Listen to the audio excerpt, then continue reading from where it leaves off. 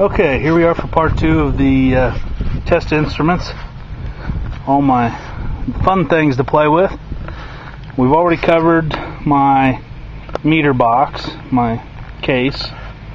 Actually, by the way, there's soldering guns and soldering stuff in the back of it. And in the back of that one is just extra hoses and things to make all these meters connect. So, anyway, we've covered those two cases. Now we're going to move on. And let's start here with my scale, my Field Piece wireless refrigerant scale. I love the thing being wireless. I can set that down, set my tank on it, and then I can take this, and it's got a magnet, a nice strong magnet, and I can attach that up here to the unit or wherever I'm working. So that works out very handy. Love it. Very accurate scale. Does a good job. Fine investment there. Let's see. Then the next thing I've got here is the Field Piece infrared refrigerant leak detector. Does a very good job. That's their newest model.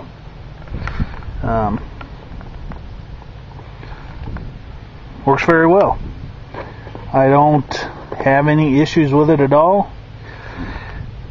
I haven't had to use it a lot, because most of the time when I have a leak, usually I can pinpoint it by sound or with soap bubbles, but I did have a couple that I could not find the leak.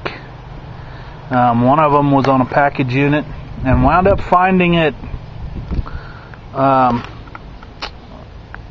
wound up finding the leak up there on the hub where the switchover valve. There's a little pilot tube, and it was leaking right off of that pilot tube down at the base, and I didn't see it with soap bubbles, but when I broke out the leak detector, man, it was like a watchdog, went right to it. So definitely a time saver. I probably should use it more. I could probably find things a little bit quicker if I used it more. So that's one thing I need to do.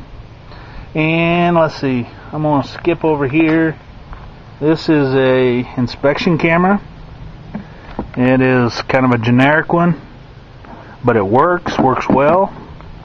It's got a lighted camera head. So I think I got about a 3 foot head on there. I've used that quite a bit. I did get this. I bought this from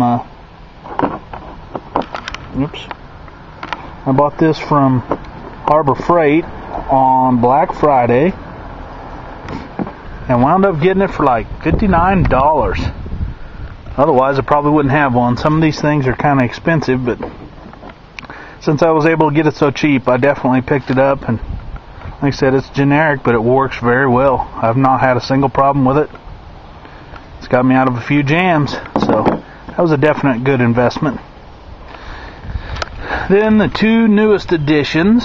Let's see, the first one I did was I got Field Piece's new Induct digital psychrometer.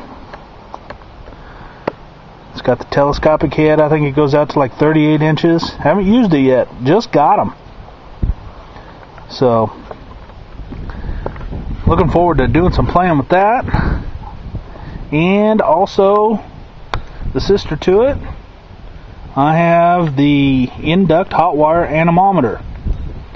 I had been wanting one of the Testo miniature vane anemometers for a long time, ever since I seen Eddie's video on that, and really have been trying hard to get to the point where I could get something like that, and then wham bam, out comes Field Piece with their hot wire version of it. I haven't seen any reports or heard anything yet, but little bit of information on the internet. But I think it was a nice compromise for me. Couldn't afford the Testo version of this, at least not at this point, so it worked out well. I could afford this one, and I'll still be able to perform those tests and